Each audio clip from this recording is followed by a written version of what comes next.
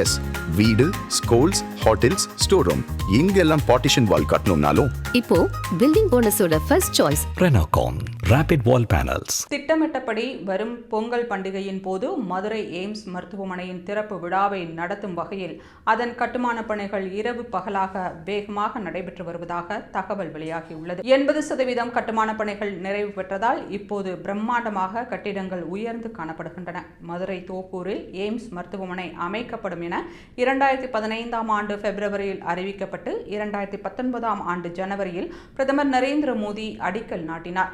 இருப்பினும் நிதி கிடைப்பதில் ஏற்பட்ட தாமதம் உள்ளிட்ட பல்வேறு காரணங்களால் கட்டுமான பணிகள் தொடங்குவதில் தாமதம் ஏற்பட்டது. ஆனால் தொடங்கப்பட்ட பிறகு கடந்த ஓராண்டில் பணிகள் வேகமாக நடைபெற்று வருகின்றன.